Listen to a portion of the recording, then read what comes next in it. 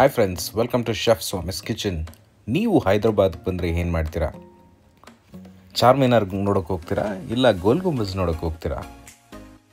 ನಾನು ಹೈದ್ರಾಬಾದಿಗೆ ಬಂದ ತಕ್ಷಣ ಮಾಡಿದ್ದು ಮೊದಲನೇ ಕೆಲಸ ಅಂತಂದರೆ ಶಾಗೋಶ್ ಅನ್ನೋ ತುಂಬಾ ಫೇಮಸ್ ಆಗಿರೋ ರೆಸ್ಟೋರೆಂಟ್ನಲ್ಲಿ ಬಿರಿಯಾನಿ ಟ್ರೈ ಮಾಡೋಕ್ಕೆ ಬಂದಿದ್ದೀನಿ. ಶಾಗೋಶ್ ಅನ್ನೋ ಈ ರೆಸ್ಟೋರೆಂಟು ಬಿರಿಯಾನಿಗಂತೂ ತುಂಬಾ ಫೇಮಸ್. ನೀವು ಬಂದು ಇಲ್ಲಿ ಏನು ಮಾಡ್ತಿರೋ ಬಿಡ್ತಿರೋ ಅದು ಸೆಕೆಂಡ್ರಿ. ಮೊದಲಿಗೆ ಬಂದು ಇಲ್ಲಿ ಒಂದು ಒಳ್ಳೆ ಮಟನ್ ದಮ್ ಬಿರಿಯಾನಿ ಟ್ರೈ ಮಾಡಿ. ನಾನಂತೂ ಈ ಬಿರಿಯಾನಿ ಟೇಸ್ಟಲ್ಲಂತೂ ಕಳೆದೇ ಹೋದೆ. ಬಾಸುಮತಿ ರೈಸ್ ಅಂತೂ ತುಂಬ ಉದ್ದ ರೈಸ್. ಮಟನ್ ಪೀಸ್ಗಳು ತುಂಬ ದಪ್ಪ ಇರಲಿಲ್ಲ, ಸಣ್ಣ ಸಣ್ಣ ಪೀಸಸ್ಸು. ಆದರೆ ಅದರ ಸ್ವಾದ ನಾವು ನಿಜವಾಗ್ಲೂ ಕಳೆದು ಹೋಗ್ಬಿಡ್ತೀವಿ.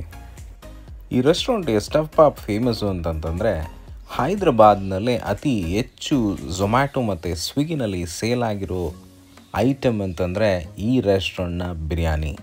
ಈ ರೆಸ್ಟೋರೆಂಟ್ ಬಗ್ಗೆ ಝೊಮ್ಯಾಟೊನಲ್ಲಿ 2 ಲಕ್ಷ ಜನ ರಿವ್ಯೂ ಮಾಡಿದ್ದಾರೆ.